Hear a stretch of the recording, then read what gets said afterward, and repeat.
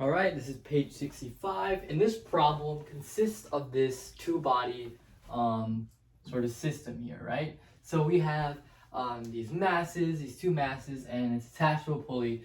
And the first question just asks, let me just check my packets.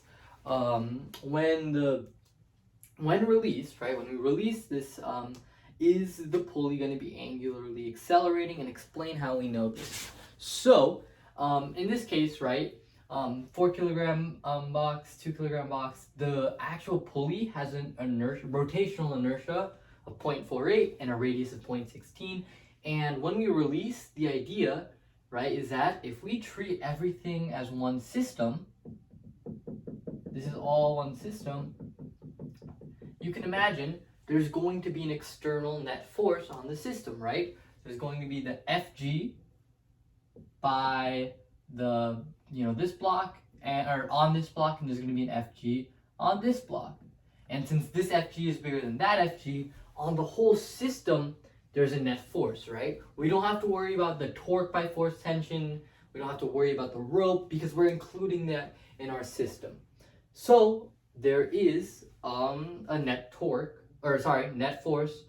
going to cause angular acceleration this way. So if if the rope rotates without slipping, this will also rotate or angularly accelerate. So for A, I don't know if you can see it. Hopefully you can see that ish. I need to work on lighting, but A, yes, because there's an F net on whole system. It's kind of a throwback to Unit 2. Based off that answer, how must the tension on both sides of the pulleys compare? Well, if we draw our diagram, or sort of our FBD diagram, we know that there's going to be the Fg, and there's going to be this this force, and then this force, right? So force tension left, force tension right, and of course we have that normal force. So the idea is that if there is an angular acceleration this way, right, the torque by this force has to be bigger than the torque by this force, right? And because, remember, torque is equal to force times the lever arm, because the lever arm, right, the distance is the same in both cases, that means the force, so if this is same and then the torque is big, if this torque is bigger than that torque, that means this force is bigger. Do not memorize that bigger torque means bigger force, right? Because as we've seen with problems, right, there could be a bigger torque even if your force is smaller. But because the distance is larger, there's a bigger torque. In this case, this torque is bigger and then the distances are same, so bigger force. And I just kind of wanted to emphasize that. But that's kind of the big idea, that Ft left is greater than Ft right. Okay, hopefully you can see that. For right now, we can get rid of this. Or not. I think we have to actually draw FBDs on the next one. Okay, so hopefully this isn't too bad, right? For this mass, there's going to be, actually let's draw all of them. I recommend drawing the smallest force first. The smallest force has to be the Fg on this on the little block. And I know this, so I'll call this Fg2. I know this is true because if this force, right, is bigger than the force of tension, if it's bigger than the force of tension, it's not going to accelerate this way. So I know it has to be the smallest force. Ft, we have our Ft right, then being bigger, and we also have the Ft right here. Same force, so you can imagine equal distances, or equal size, and then we have our Fg. It doesn't matter, how big this Fg is. It's not going to cause any torque around its center, but there is going to be now that and I'll draw this a little bit bigger. There's going to be that FT left. Yes, FT left. And it's the same equal and opposite principle on this block. Finally, there's going to be an FG on the main block, which has to be the biggest force to accelerate the whole system. There's also our force upwards on the pulley. No big deal no, it's not going to be a big deal in this problem, but just, yeah, for the FBDs. So I'll label this C. So A, B, C. The next problem is just writing your net force equations. So for this block, we could just say that the F net, here we'll say like F net for block 1 is going to equal FG1 minus FT left. I'm using this way as positive, so like this way is going to be positive. So we have FT left, which is going to be equal to MA, right? Just our net force equation.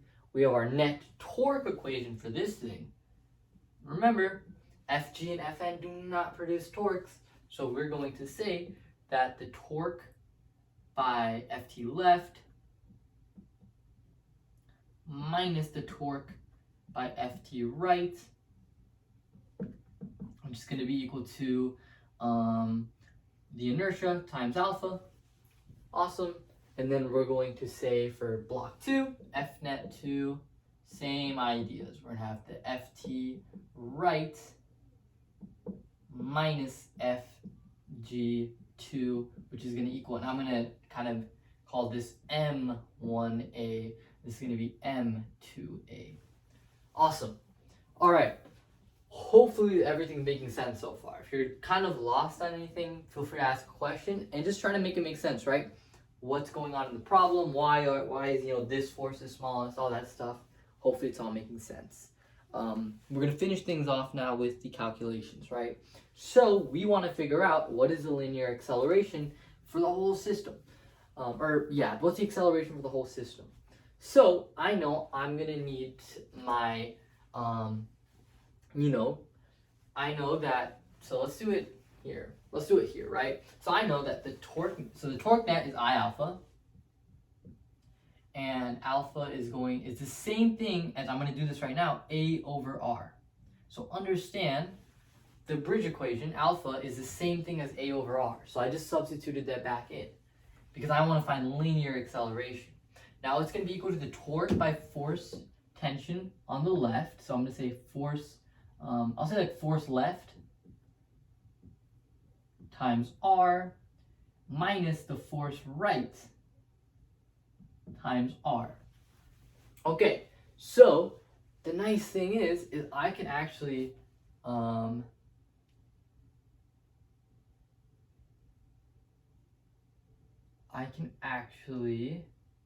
essentially, so I have IA over R. I can factor out this R, so I'm going to have this R factored out because these distances are the same. And now what I'm going to do is I'm going to then substitute back in my F left from these equations. So think about F left, right? So F left, force left, is equal to, right, if I add it and then subtract it, it's equal to FG1. So I'll write that as M1G. So the FG on mass 1 minus the net force, right, M1A, and I literally just added and then subtracted that. That's how I got it. Minus, put a pair of parentheses, because, you're minusing the whole thing. We want to have FT right. So now it's going to be M2A plus plus FG2. So it's going to be M1A plus FG2. So I'll write MG2. M2G, sorry. And that's why I added the pair of parentheses, just kind of as a reminder that, hey, right, we have to distribute that minus, so we ended up minusing everything. I think. Wait. Yes, we ended up minusing everything. Awesome. So I'm actually deriving an equation right here, because now what I can do is I can actually divide everything by r. This is a little bit of a derivation, but if I find derivations a little bit easier. Hopefully when you plug everything in, you're still doing the same steps. You're still solving the same way. So IA over r divided by r is just IA over r squared. And if you think about I, right, this would actually cancel out with r squared, because I is going to be some like mr squared. In this case, they just give it to us, so I'm not going to worry about that. So we just have m1g minus m1a minus m2a, sorry, forgot I wrote that down, minus m2a minus m2g. So now I'm going to add in all of my m terms, or all my m1a and then m2a on both sides, and then plus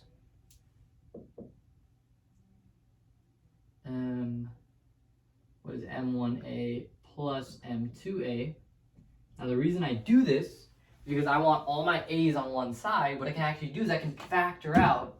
So this is going to be equal to m1g minus m2g. I can actually factor out the a because it's all the same acceleration.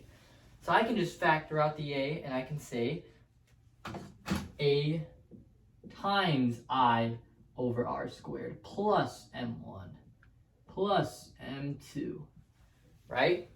Then it's just a matter of dividing everything by this, kind of nasty term, to be honest, plus m1g plus m2. Okay, so now I can actually just erase all of this, and then I'm just left with, because I divided everything by this, I'm just left with a is equal to this. This is a derived equation. I'm trying to see, can you see that? Hopefully you can see my work. I can actually probably just bring it closer if you guys want.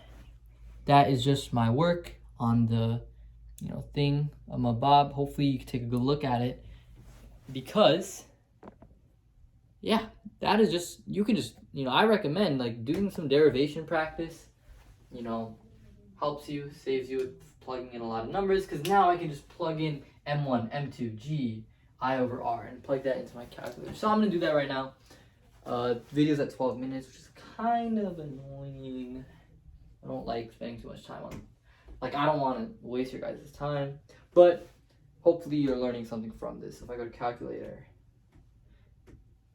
m1g, so 4 times 9.8 minus 2 times 9.8, 19.6, and then we're going to divide that by all of this. So I over r squared is going to be 0.48 divided by 0.16 squared. Then we're going to do plus 4 and then plus 2. Then should get an acceleration of about I don't know if I messed up somewhere. Hopefully I didn't. But you should get an acceleration, this is the wrong marker, of 0.79. So acceleration, and I'll write this kind of as d, acceleration is 0.79 meters per second squared. Hopefully. It should be right. My steps here look right, so hopefully it's right. If it's not, sorry, I don't want to give you guys wrong answers, but I think that this should be good. So 0.79, awesome. Now we just got to figure out E, should be very quick, is just the final speed before the ground. I'm going to do this very quickly. You're really just going to use v squared equals 2ad plus v naught squared, which is just 0.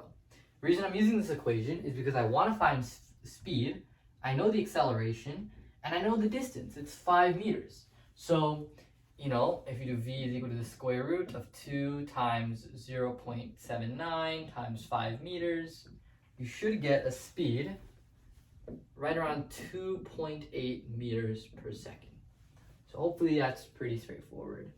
And then finally, to end things off, with F, the graphs, I'm going to do this a little quick. Here, let's do it like this. Hopefully this graph is nothing familiar to you, right? If we have theta versus time, we're just going to have that sort of concave up because it's speeding up. The slope is getting steeper and steeper for the pulley.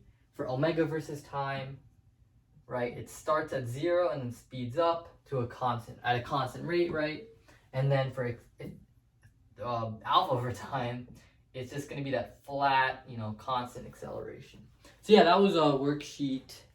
Worksheet 12, page 65. Sorry it took longer than I thought. I didn't want to make you guys wait. But yeah, thank you for watching.